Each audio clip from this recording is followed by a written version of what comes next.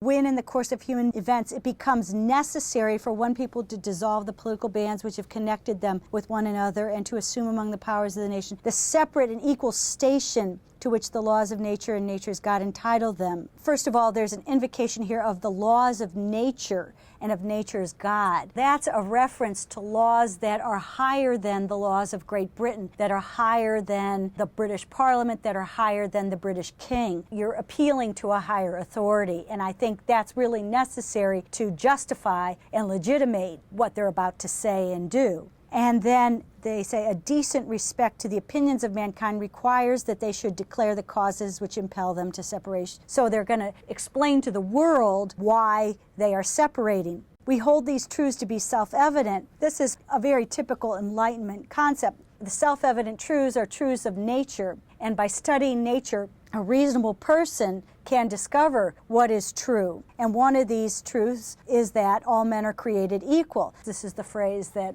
provokes incredible discussion. What do they mean by all men are created equal? In America, you don't have inherited ranks and privileges. You don't have a hereditary monarch.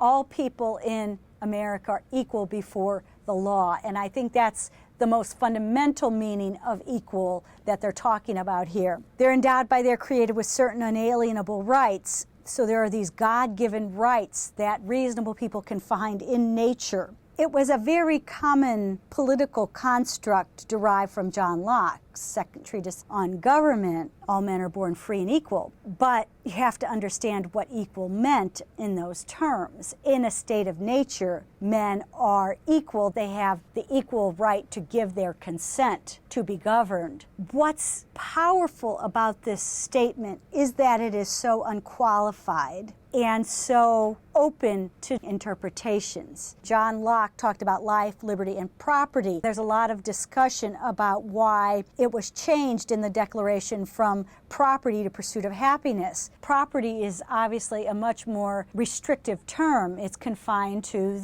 those usually white males who could own property. Pursuit of happiness is a much broader term that opens up this possibility to men, women, children, even black people theoretically. By choosing the phrase pursuit of happiness rather than property, there's an immediate implication that this government isn't just for men of property. It's for all people who have rights. Then the question becomes, well, who has rights? So the document itself is written in a way that opens it up to multiple interpretations. It worked as a rhetorical strategy in fighting British tyranny, as an appeal to a large number of people in the United States and abroad. That's why they used those terms. Whether they anticipated extending all of the privileges of citizenship to women and black people at the time is definitely not the case, but they definitely wanted the benefits of government to extend